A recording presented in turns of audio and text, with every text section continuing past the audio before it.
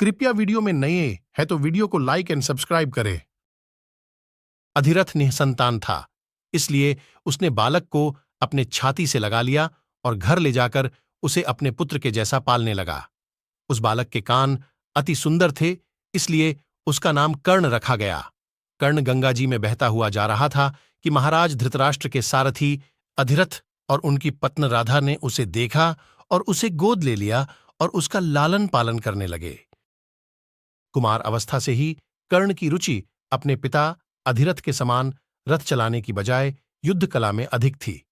कर्ण और उसके पिता अधिरथ आचार्य द्रोण से मिले, जो कि उस समय युद्ध कला के सर्वश्रेष्ठ आचार्यों में से एक थे। द्रोणाचार्य उस समय कुरु राजकुमारों को शिक्षा दिया करते थे। उन्होंने कर्ण को शिक्षा देने से मना कर दिया, क्योंकि कर्ण एक सारथी पुत्र था और द्रोण केवल क्षत्रियों को ही शिक्षा दिया करते थे। द्रोणाचार्य की असम्मति के उपरांत कर्ण ने परशुराम से संपर्क किया, जो कि केवल ब्राह्मणों को ही शिक्षा दिया करते थे। कर्ण ने स्वयं को ब्राह्मण बताकर परशुराम से शिक्षा का आग्रह किया। परशुराम ने कर्ण का आग्रह स्वीकार किया और कर्ण को अपने समान ही युद्ध कला और धनुर्विद्या में निष्णात किया। कर्ण को उसके गुरु परशुराम और पृथ्वी माता से श्राप मिला था। कर्ण की शिक्षा अपने अंतिम चरण पर थी। एक दोपहर की बात है, गुरु परशुराम कर्ण की जंघा पर सिर रखकर विश्राम कर रहे थे। कुछ देर बाद कहीं से एक बिच्छू आया और उसकी दूसरी जंघा पर काटकर घाव बनाने लगा। गुरु का विश्राम भंग ना हो, इसलिए कर्ण बिच्छू को दूर न हटाकर उसके डंक को सहता रहा।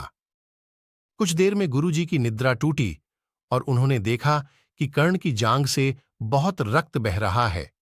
उन्होंने कहा कि केवल किसी क्षत्रिय में ही इतनी सहनशीलता हो सकती है कि वह बिच्छू डंक को सह ले, न कि किसी ब्राह्मण में, और परशुराम जी ने उसे मिथ्या भाषण के कारण श्राप दिया कि जब भी कर्ण को उनकी दी हुई शिक्षा की सर्वाधिक आवश्यकता होगी, उस दिन वह उसके काम नहीं आएगी। कर्ण, जो कि स्वयं ये नहीं जानता था कि वह किस वंश से है, ने अपने गुरु से क्षमा मांगी और कहा कि उसके स्थान पर यदि कोई और शिष्य भी होता तो वो भी यही करता। यद्यपि कर्ण को क्रोधवश श्राप देने पर उन्हें ग्लानि हुई, पर वे अपना श्राप वापस नहीं ले सकते थे।